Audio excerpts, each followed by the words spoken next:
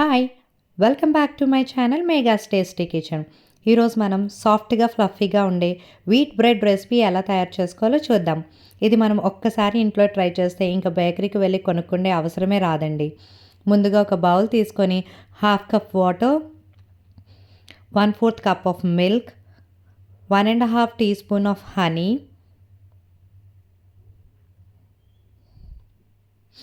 1 teaspoon of yeast వేసుకొని బాగా mix చేసుకోవాలి. తర్వాత ఇందులో half cup of wheat flour వేసుకొని బాగా కలుపుకోవాలి.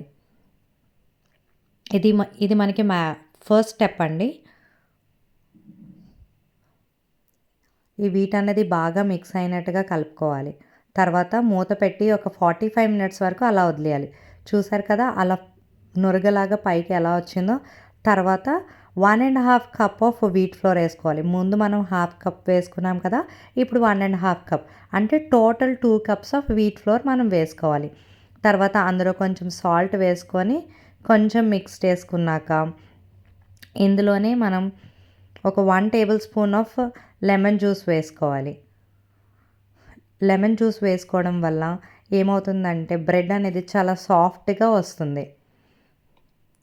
ఇలా బాగా మిక్స్ చేసుకున్నాక అందులోనే కొంచెం ఆయిల్, ఒక 1 టేబుల్ స్పూన్ ఆఫ్ ఆయిల్ నేను వేసుకుంటున్నాను. వేసుకొని బాగా కలుపుకోవాలండి.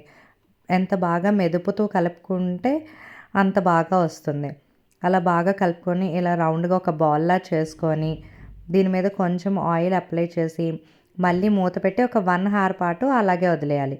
చూసారా, ఈస్ట్ అనేది యాక్టివేట్ అయ్యి మనం చేసుకున్న గోధుమ పిండి ముద్ద అనేది చాలా పెద్దగా అయింది. తర్వాత మనం చేత్తోని ప్రెస్ చేసుకుంటూ ఇలా కొంచెం మరీ మందంగా కాకుండా అలానే మరీ పలుచగా కాకుండా ఇలాగ రోల్ చేసుకోవాలి. రోల్ చేసుకుంటున్నప్పుడు గట్టిగా ప్రెస్ చేయకూడదండి. రోల్ చేసుకుంటూ లాక్ సైడ్స్, ఫ్రంట్స్ అన్నవి బాగా లాక్ చేసుకోవాలి.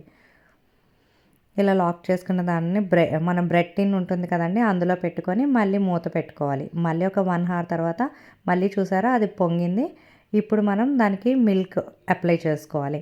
మిల్క్ అప్లై చేసుకున్నాక నువ్వులు ఉంటే నువ్వులు దాని మీద జల్లుకోవాలి. ఇది ఆప్షనల్, కంప్లీట్గా మీ ఇష్టం. నువ్వులు దాని మీద వేసుకొని ఇప్పుడు మనం ప్రీ హీట్ చేసుకున్న అవెన్లో 180 డిగ్రీస్ వరకు పెట్టుకొని ఒక 40 మినిట్స్ పాటు అవెన్లో బేక్ చేసుకోవడమే. అంతే, సాఫ్ట్గా ఫ్లఫీగా ఉండే వీట్ బ్రెడ్ రెసిపీ రెడీ.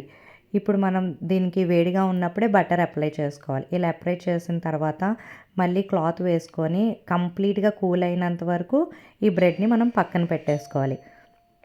తర్వాత మనం డీమోల్డ్ చేసుకోవడమే. చాలా సింపుల్గా రివర్స్ చేస్తే వచ్చేస్తుంది.